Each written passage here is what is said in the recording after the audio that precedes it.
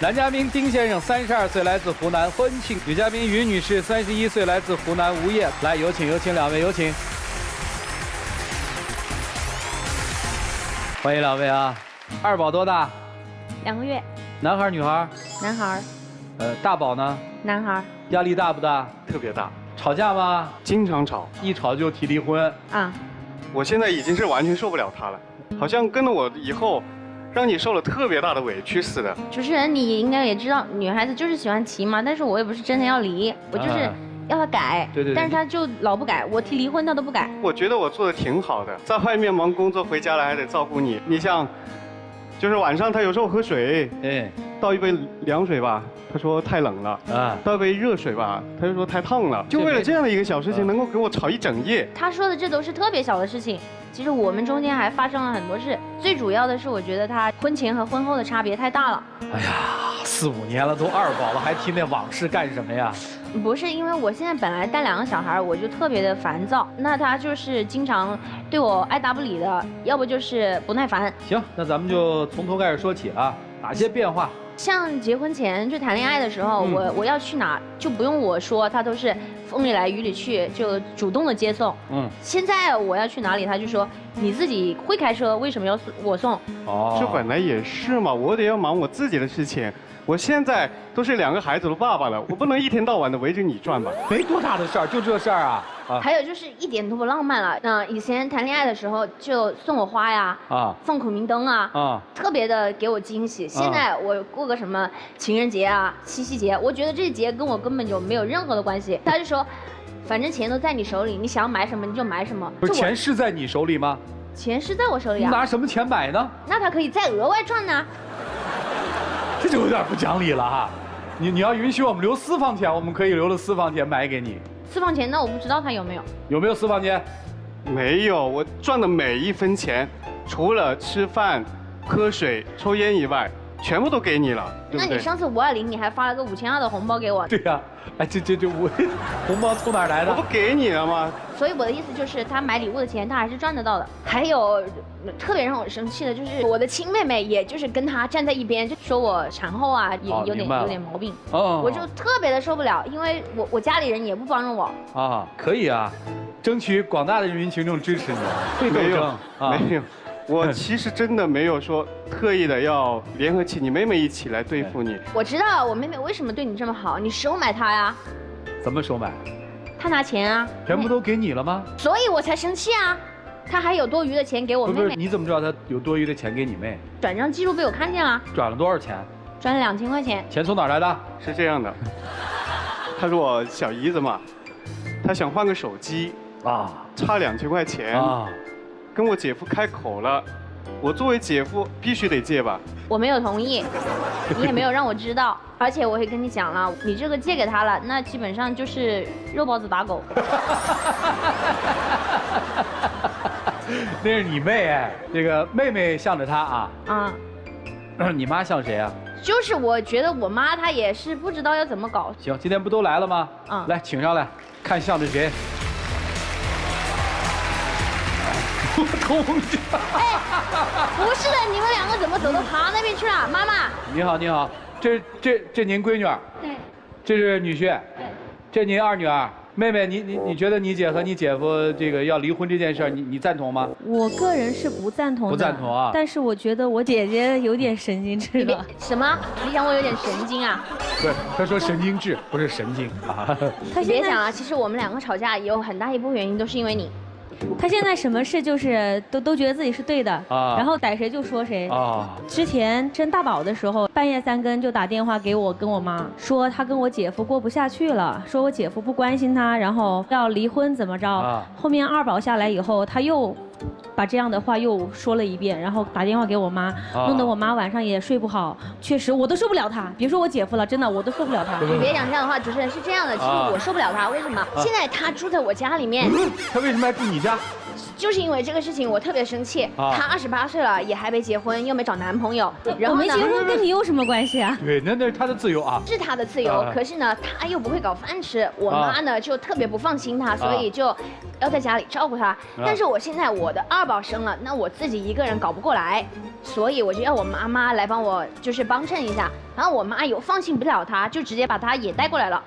所以她现在和我妈妈就住在我家里。等于你们家人口还挺多。是的，然后房子也不是很大嘛。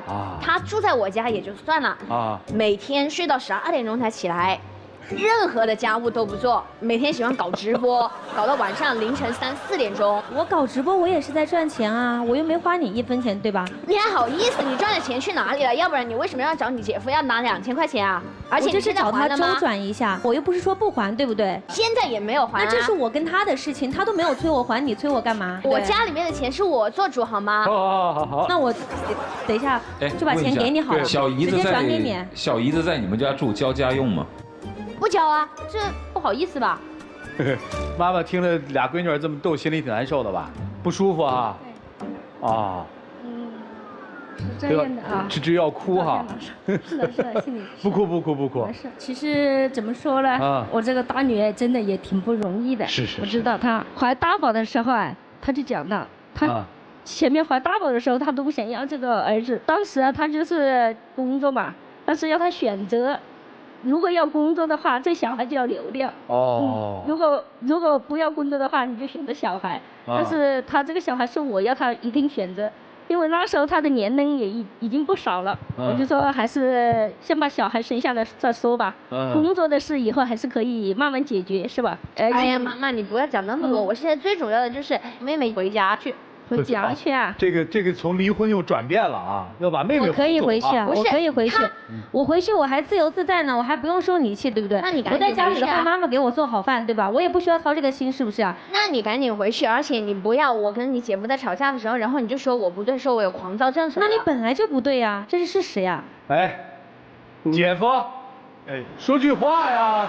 其实我真的是希望能够好好的把这个家庭过下去，但是你一会儿这样一会儿那样。我真的是非常的伤心，不好整这事儿啊。回答几个问题啊。你跟他吵，是控制不住呢，还是什么？控制不住。你最大的委屈是什么？是因为妈妈刚才说的那个，因为生大宝，其实就有一次这个人生的转变嘛。怎么说呢？我是那种，女强人的那种性格，所以就是现在生2个小孩嘛，对我的工作还有我的。外形啊，各方面确实是有蛮大的影响，所以我觉得很委屈。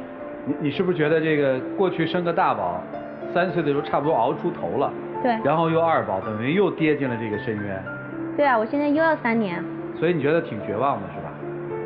绝望倒也不至于，只是我觉得如果他能够对我耐心一点、包容一点，那我就不会这样子。所以在家里你总得有一个宣泄口，我们都理解，对吧？是啊，所以我就他性格好一点嘛。好，您不帮他带孩子，恐怕他那儿也周转不开吧？差不多哈。对。但是如果把这个自己的小闺女一个人放在家里，您心里也不放心，对吧？对。所以只能带在身边，对吧？是啊。家里2个男孩哈。对。你也在那家里住着，你什么感受？我也觉得经济压力特别大，觉得他们的经济压力特别大。你看。妹妹也觉得压力大了，所以我们先谢谢2位啊，谢谢，请回啊，谢谢你们啊，请回。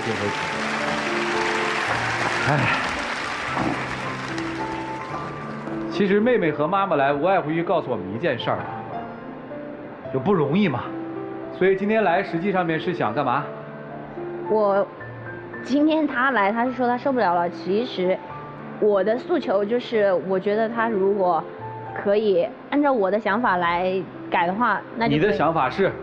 我的想法就是浪漫、细心、会赚钱、顾家，然后还要搞饭给我吃，然后还要收拾家务。那你干嘛呢？我带孩子啊。行，能做到吗？我做得到。就这也能做得到啊？我现在一直是按这个标准做的。但是做的不好是那意思吗？哎呀，你这么幸福，你在我们那儿闹什么呀？你真是。不是，就是我觉得我也还挺幸福的，但是就是他现在就说我脾气大嘛，我没有脾气大。倒是这样的这个事情，我觉得今天必须得解决一下。每天你都跟我吵，吵的人真的是心力交瘁。我每天出去还得要忙工作，回到家还要面对你的这样一副臭脸，真的是。如果是你觉得这个日子能够过下去，咱们好好的过，不吵架。如果你觉得真的是因为是我的原因的话，我觉得这个日子也过不下去了。所以我今天来到这里，我就希望现场的几位嘉宾老师还有主持人能够给我们好好的说一说，把这个事情给说清楚，到底能不能够好好的过下去。我也想听一下你的。不能好好过下去，你还要跟我离婚是吗？如你所愿吧。你敢？来吧，怎么办呢？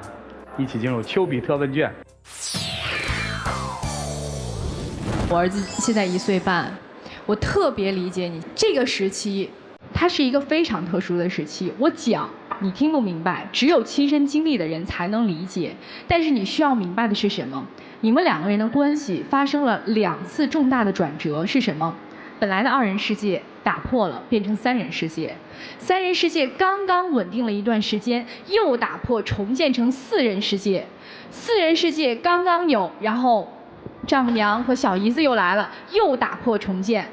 所以在这几年当中，你们的这样的一个生活的环境和这种的成员的变化，把你们生活一次一次的规律，一次又一次的打破。你们需要打破重建，打破重建。所以人都是在慌乱的过程当中度过的。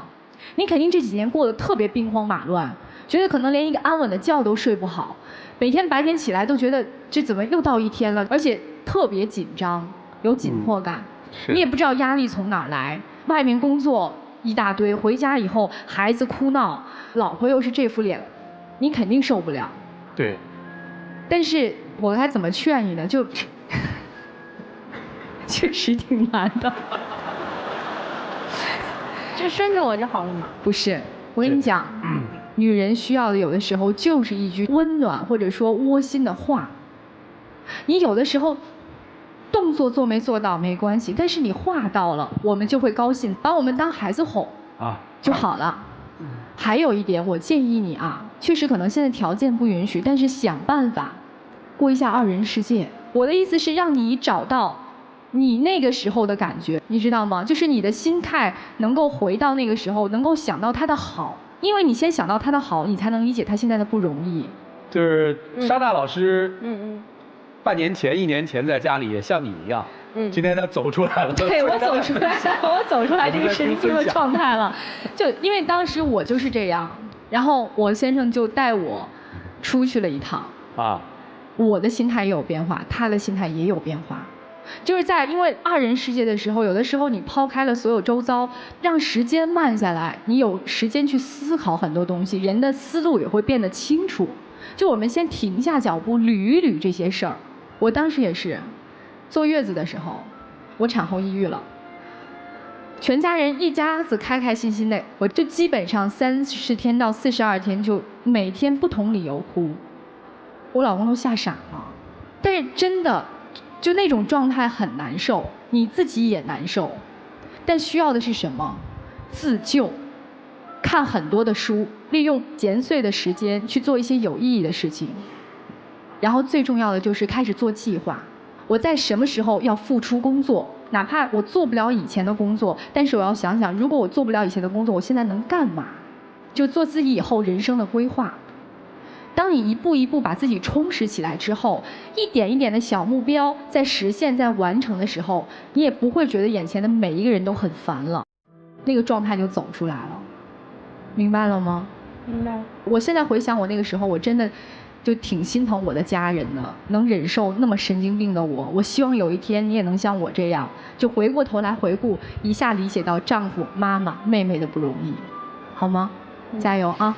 谢谢。谢谢沙大老师啊，你要坚强啊。咱别又走回去了。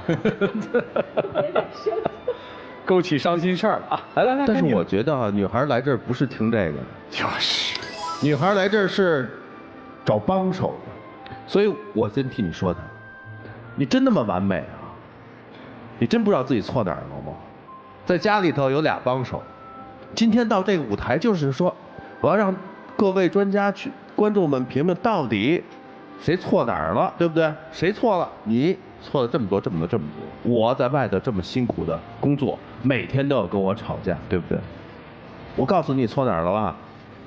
你就错在了你始终在找帮手，恰恰伤害了你老婆。你老婆一直是觉得孤立无援的。你看你们3个的站位，你们仨站在那儿，她站在这里，身材走样却不能减肥，为什么？因为现在还在孕着2宝。以前她依然爱美，但不能化妆，为了孩子的健康。以前呢是所有的人的目光的焦点，现在呢，孩子、尿布、奶粉，对不对？你想想她那种感觉，你有体会到吗？她现在需要的是跟她站在一起的人。同时呢，我觉得除了你听沙大老师讲的自己调节以外，你真是需要人帮你一起调节。但是坦白的说，妹妹没有起到这个作用，其实她增加了你们家里的负担，她扰乱了她的心态。所以说，如果可以的话，姐夫，小姨子听你的，请小姨子暂时先离开你们家。妹妹如果做得好的话，她应该为自己姐姐多宽宽心，多劝劝你，而不是说姐姐，明白吗？所以说你要明白这一点的话，我觉得你们之间的问题也就迎刃而解了。就这样，谢谢。你有一个对你无限宠溺包容、随叫随到、心甘情愿、绝无怨言的母亲，你有一个愿意给你排忧解难、当你帮手的好岳母。固然是我们在产后激素发生了极大的变化，生理心理会多少引起所谓的焦虑，但是姑娘，我们不能一直拿这个说事儿啊。我们在身体不舒适、心理不舒适的时候，如果再无限的放大，结果是什么呢？只能是你压得越重，反弹得越严重。所以你看现在闹得不可开交，这就是你放大的焦虑啊。你选择了做2个孩子的妈妈，你就要承担这一切，照顾好孩子，在逐渐发展自我。你这么焦虑，影响的不仅仅是他们，我其实特别担心你的2个宝宝。妈妈爸爸天天吵架，这2个孩子虽然小，他会感受得到的。焦虑的母亲就会带出焦虑的孩子啊，你不担心吗？我多说一句，我想跟妈妈说一句啊，你们的母亲非常的伟大，但是你们的母亲有些让你们家庭的关系边界不清。我也希望妈妈这个年龄了，姑娘，让妈妈适当的放松放松吧。你们的日子尽量自己过，还有你那个妹妹小姨子28岁了，自己的生活自己过，不要再贪恋着母亲的照顾。所有人的边界不清，导致整个家庭混乱。一切都清晰了，自然你们就能回到本身的角色当中，做好自己。谢谢。好，谢谢严老师。来，涂老师。看得出来，其实你是有点看不上妹妹的。你希望妹妹搬走，因为妹妹增加了家庭当中很多的烦恼和关系上的矛盾。那如果妈妈跟着妹妹一起走呢？所以我就虽然有用的留下，没用的给我走。你是一个很实用主义的，对吧？让你妹妹走这件事儿，绝对不能让她去说，也不能你来说，而应该妈妈来说。你应该跟妈妈说，家里面太小，妹妹也应该有一个独立的自由空间，校正自己的作息，并且考虑自己的大事，不适合住在这儿，但绝对不能由你们俩开口。你们俩要是一旦开了口，这梁子就结下了，而是应该让妈妈去说。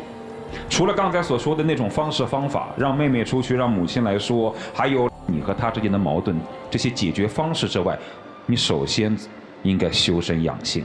在有了孩子之后，一个女人应该更加懂得怎么为人母，怎么为人妻，怎么为人女。所有的男人大概都会想到一点，我即便团结了你妈和你妹妹又怎么样？你应该不会生气的，因为那是你妈你妹妹啊。表面上他们站在我一边，但实际上跟你是有血缘关系的，本来你不会生气的，你肯定是这样想的，对吧？而且还衬托得出我像个模范丈夫。但事实上你不理解女人，其实越是他亲近的人，越朝着他捅过来，他心里更难受。因为我四面楚歌啊，借钱给小姨子，说白了，你就是在讨好。你是真做好人吗？你是没有界限。我承认你这样的姐夫确实是不错的姐夫，但是如果在一个家庭当中，你被别人捧得高高的，他被别人压得低低的，你高兴？夫妻之间，一荣俱荣，一损俱损。要说两个夫妻都好，那才是真的好。只要把一个说得特别好，一个特别不好，其实这夫妻关系就一定恶了。所以你也别沾沾自喜。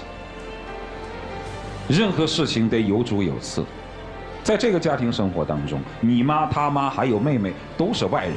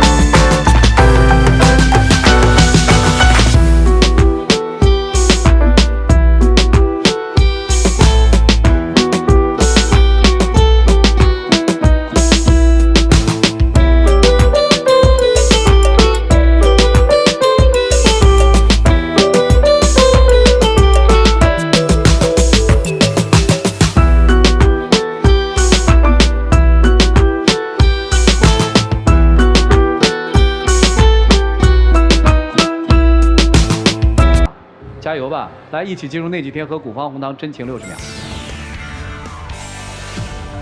我觉得这一趟来的特别的值，说到我们俩所有问题的最根本的原因，所以我希望在今天之后，能够真正的认识到我们自己的错误，然后尽量的体谅一下对方。其实我们真的是一个挺幸福温暖的家庭，我希望能够和你一直走下去。我以后不会对你发那么多脾气了。然后，其实我讲离婚什么都是假的，我不想跟你离婚。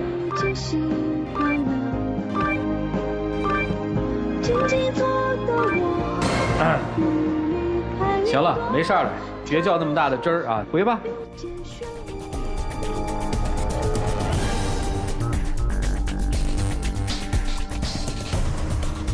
来，请关门。来吧，请开门。